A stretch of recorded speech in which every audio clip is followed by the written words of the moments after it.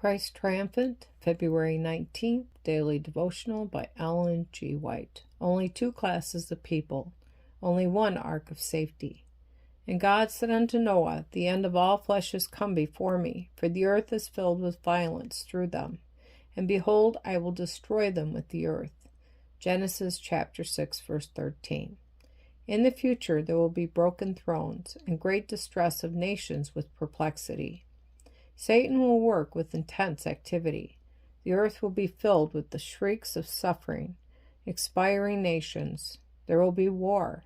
The places of the earth will be in confusion, as from its bowels pour forth its burning contents to destroy the inhabitants of the world, who in their wickedness resembled the inhabitants of the antediluvian world.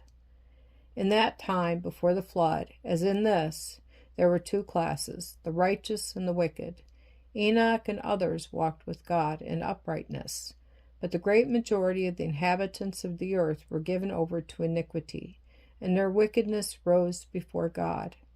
God gave direction that an ark was to be built for those who desired to be saved from the coming destruction. He was about to speak in determined language against the wickedness that had grown to fearful proportions. He was about to clothe himself with vengeance and execute his judgment against the transgressors of his law. As Noah proclaimed his warning message, some listened and worked with him in building the ark, but they did not endure. Evil influences prevailed. They turned away from the truth to become scoffers. Thus it will be in the last days of this earth's history. Those who today hear the message of truth but do not believe will fall amid the moral infidelity, even as in Noah's day. Those who are not firmly grounded fail to stand till the end of their probation. When the Lord rewards everyone according to his deeds, these people will understand that God is truth, and that his message would have been their life and salvation if they had accepted the evidence given and practiced the conditions laid down. Then they will see that they might have been saved had they not rejected the only means of salvation. The trials of God's people may be long and severe, but the Lord never forgets them.